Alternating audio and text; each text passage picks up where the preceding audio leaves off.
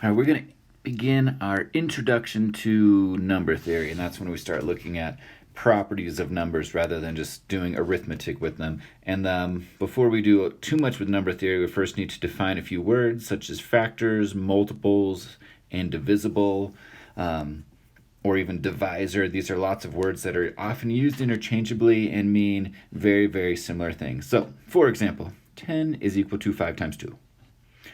2 and 5 are therefore factors of 10. Right, if you multiply two whole numbers together to get another whole number, those two numbers were or are factors. Now, I could also write 3 times 3 is 9, plus 1 more is 10. So I could say 3 times 3 plus 1 equals 10, but 3 is not a factor of 10 because this right here is a mix of multiplication and addition. And to be factors, it needs to be strictly multiplication and nothing else. So, factors are, the only factors of 11 are 1 and 11. 11 is equal to 1 times 11. So up here I was going to say factors are. Now factors are whole numbers.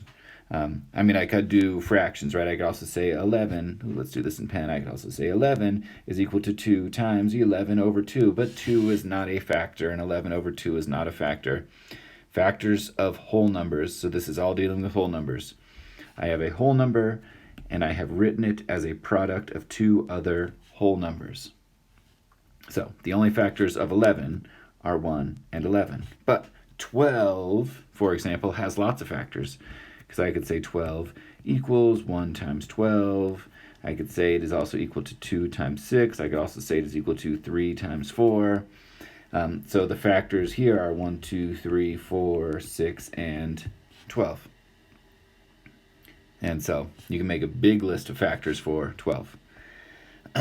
Now, a number is divisible by all of its factors. Divisible means it will divide evenly and have no remainder. So I could say 12 is divisible by all of its factors. So for example, 12 equals 4 times 3. So therefore, 12 divided by 3 is 4. Or 12 divided by 4 is 3. Because 12 can be written as a product of 4 times 3, you can also divide 12 by 3 and get 4 with no remainders. Or divide 12 by 4 with 3 and get no remainder. So, just like 10 equals 2 times 5, I could also say 10 divided by 2 equals 5, or 10 divided by 5 equals 2. Because 2 and 5 are factors, you can divide by 2 or 5 and get no remainder, hence they are divisible. Other word is multiples. So if I wanted to say multiples of 2, you can have 2 times 1, which is 2. You can have 2 times 2, which is 4. 2 times 3, which is 6. 2 times 4, which is 8. 2 times 5, which is 10. 2 times 6, which is 12, and so on. If I wanted multiples of 5, 5 times 1, or 1 5. Or 2 5s, which is 5 times 2. 5 times 3, 5 times 4, 5 times 5, and so on. Now what you might notice is that 10 is a multiple of 2, and 10 is also a multiple of 5, right? 10, this was equal to 5 2's, and this was also equal to 2 5's. So just like 2 and 5 are factors of 10, 10 is a multiple of 2 and a multiple of 5, right? It is 5 2's or it is 2 5's. So if these are factors of this, then this is a multiple of these. And these are also, or 2 and 5 are also divisors of 10, which says 10 is divisible by 2 and 5. So lots of interchangeable words. Multiples of 7, 7, 14, 21, 28, 7 times 1, 7 times 2, 7 times 3, 7 times 4, and so on. So in summary, this is exactly what I just said. 2 and 5 are factors of 10. So therefore, 10 is divisible by 2 and 5. But that also means that 10 is a multiple of 2, and it is also a multiple of 5. All right. So here's a few activities that I just wanted to look at briefly because each one has something interesting. So this is activity 8B. And Tyrese in this one is looking for all of the factors of 156. Now, I don't know if he had a calculator or just spent a lot of time, but he starts coming up with a whole bunch of problems like 1 times 156 is 156. 2 times 78 is 156. 3 times 52 is 156. 4 times 39 is 156. This is not divisible by 5, so either he tries 5 or he skips 5. But he goes on to 6, and 6 works. 6 times 26 is 156. Now, I'm assuming that Tyrese tried 7, 8, 9, 10, and 11, and they just didn't work, right? You could not divide them evenly. But then he gets up to 12, and he gets that 12 times 13 is 156. And then he goes up to 13, and it's 13 times 12 is 156. And at this point, Tyrese stops because Tyrese knows he has found all factors. Right? He went from 1 to 13, and now he knows that he has found all factors. And the real question is, how do you know there's not more factors hiding inside of 156? Now, if we look at these, you might notice as this number increases on the left, these numbers decrease on the right. And so we have already gotten all the way down to 12, and we already went up to 12 over here. So anything over here, as these numbers go up, would have to be less than 12. But every number less than 12 we have already checked over on here. So as you start to work up in a methodical manner, once you hit the place where these numbers switch and this number over here is something you've already done, well then you know you found all possible factors. All right, 8C asks the question, do factors always come in pairs? And the answer is yes. And this often has to do with the associative property, right? So they say 48 equals 1 times 48. So we can have 1 times 48, but we could also say that that is equal to 48 times 1, and both of those equal 48. Whenever you have one factor, it comes with a pair of another factor. 48 is 2 times 24, but that's also equal to 24 times 2. And so again, whenever you get one factor, you actually would get two factors, because they always come in a pair. All right, so let's try this problem. Let's list all the factors of 144. Now, let's see. I know I can do 1 times 144. Now, if I go up to 2, I can divide by 2, and I get 2 times 72. And if I go up to 3, now, maybe you don't know that 3 is a factor, so maybe you say, well, let's do 144, and let's divide this by 3 and see if it works. Great, it does. The answer is 48. Now, what I actually wanted to show was that there is another way to help us come up with all of these factors as we work down. And let's see it right here. For example, if I were to say that I know for a fact 144 is equal to 12 times 12. I already put this one on the list. A lot of people have that memorized. Well, that is the same thing as 3 times 4 times 12. Which is the same thing as 3 times, well, what's 4 times 12? This is the commutative, sorry, I think I misspoke earlier. This is the associative property of multiplication. Up above, this was the commutative property of multiplication. Sorry about that. But 4 times 12 is 48. Now, the next question is, what about 4? Is 4 a factor of 144? Well, it should be, because I could see it right here. Right, this is also equivalent to 4 times 3 times 12, which should be 4 times, when I combine these two, 36. Now, what about 5? Can 5 divide that? And the answer is no, because that's an even number. To be divisible by 5, a number has to end in 0 or 5. But what about 6? Is 6 a factor of this thing? And I could go back up to here and say, yes, is there a 6 hidden inside of a 12? And I believe so. I could say I write this as 6 times 2 times 12, which is 6 times. Now, if I do the associative property, and instead of grouping these two, I group these two, that is 6 times 24. Now, you can try 7. 7 doesn't work. The real question is, what about 8? Could 8 be a factor? And the answer is yes, and I'm going to split this up a little bit different. Now, you could always just divide to check, but I could say this is a 6 times a 2 times a 4 times a 3, because I know that 2 times 4 is 8. So this is the same thing as 6 times 8 times 3, which is the same thing as 8 times 6 times 3, which is the same thing as 8 times 18. Now, what about 9? Is 9 in here? Let's check. And I think this might be the last one, because I know that 9 is the same thing as 3 times 3, so this could be written as a 3 times a 4 for a 12 times a 3 times a 4, which I can write as a 3 times a 3 times a 4 times a 4, which is the same thing as 9 times 16.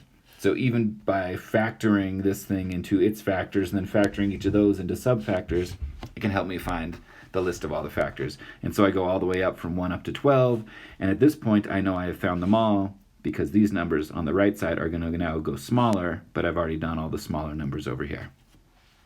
All right, brief definitions. Even and odd numbers. Even numbers are all multiples of 2. They are also always divisible by 2. And they also come in pairs. So for example, 8 is an even number. 8 is equal to 4 times 2. Which means you can divide it by 2, which means you can divide it in half and have 2 even amounts. And so if I split the 8 into 4 groups of 2, oftentimes even numbers can be organized. There's 1 group of 2, 2 groups of 2, 3 groups of 2, 4 groups of 2. They come in pairs. Odd numbers are different. They are therefore not divisible by 2. Not divisible means there's a remainder, and so there always must be a remainder of 1, because the remainder has to be a whole number less than 2 and not 0, or it'd be divisible. And a part of an odd is there's always an odd one left out. That expression comes from somewhere. So for example, 9 is an odd number. If I took 9 and I divided by 2, that would go in 4 times. 4 times 2 is 8. Subtract, and we have 1 left over. This says 9 is equal to 4 times 2 plus we have 1 left over. If I were to draw this, I have 4 groups of 2, and then there is 1 left over. So rather than everything having a pair, there is always one odd one that is not in a pair. All right, so there is the word definitions. There's this sort of picture of what even and odds looks like. And then there is even another way we can think about even and odds, and that is sort of using variables. So let's let k represent a whole number. 0, 1, 2, 3, 4, 5. All even numbers are of the form 2 times k. That's the same thing as saying all even numbers are multiples of 2. 1 times 2, 2 times 2, 3 times 2, 4 times 2, 5 times 2. So k is just going to represent any possible whole number. And so all evens are of the form 2k, which really means 2 times k. And then all odd numbers could be thought of as the form an even number plus 1, or sometimes you can think of an even number minus 1. So if you take any number like 3, 2 times 3 is 6, but then you have to either add or subtract 1 to make it an odd. All right, so there's an activity which we're going to do here in a second. So I'll come down and then I'll scroll back up here. This says pondering, because this is our section on number theory. Pondering even and odds. It says, what happens if you take an odd number and you add it to an odd number? What will you get? Odd or even? Or does it change? Or this next one says, what if you multiply an even number by an odd number? What will you get? And so that's what I'm going to investigate right here. If you took an odd number plus an odd number, what kind of number would it be? Would it be even? Would it be odd? Or would it just change based on whatever we're doing? So, for example, if I did 9 plus 3, the answer to 9 plus 3 is 12, right? Odd plus odd was equal to even, but will it always be even, or was it just coincidental? Now this is where we can start to think about it. An odd number, 9, has 1 left over. The other odd number has 1 left over. So when you take each of those ones that are left over, they will make a pair. And since there will always be 1 left over here and 1 left over here, they will always make a pair, which says odd plus odd will always be even. And when you start to draw these pictures, you can make sense of why that is. Or another algebraic way is to say, well, let's take some odd number, 2 times some whole number plus 1, and let's take another odd number, 2 times some other whole number plus 1. And now I can take these plus 1s, which correspond to these little individuals here, and I can add those together. So this is equal to, right, this was an odd plus an odd, and that is actually equal to 2k plus 2m plus 2. Which I can factor out a 2. This is equal to 2 times k plus m plus 1. This is the opposite of the distributive property. Distributive property would say we'd make that 2k plus 2m plus 2. Factoring is the opposite of distributing. And when we do this, we can see that this new number, which was 2 odds, added together is equal to this, which is now 2 times some number. And any multiple of 2 must be even. All right. Now, what if we took an even number and multiplied it by an odd number? Would that be an even number? Would it be an odd number? Would it change? So let's think about it real quick, right? This is the number theory section. 4 times 3, that is equal to 12. Okay. So here I multiplied an even times an odd, and I got an even. But will that always happen? So we have to investigate further. So option 1, I could do, right, 4 groups of 3. And you could say, well, those 2 odd ones will make a pair, and these 2 odd ones will make a pair, and you could think about it like that. You could say, sure, that works. I think it's actually a little bit easier because we know that 4 times 3 is equivalent to 3 times 4. And this would say 3 groups of 4. So, perfect pairs. And then we have another 4. Perfect pairs, and then we have another 4 perfect pairs. Because this had pairs, this had all pairs, this had all pairs, we still have all pairs, which says even times odd will always equal even. Or if I wanted to take an even number, multiply it by an odd number, this is actually equal to 2 times k times 2m plus 1. Now if I use the associative property, and rather than multiplying the k here first, I multiply the k here first. This is equal to 2 times 2km plus k. If I were to distribute that k here, and we can now see, well, it is 2 times this. And it is a multiple of 2, therefore it must be even. Right? That'd be like me saying 4 times 3, but I can also write that as 2 times 2 times 3, which is equal to 2 times 6. Right? It is a multiple of 2. So therefore still even. Anyway, you're going to be doing some of that on the homework. And that's it for this video.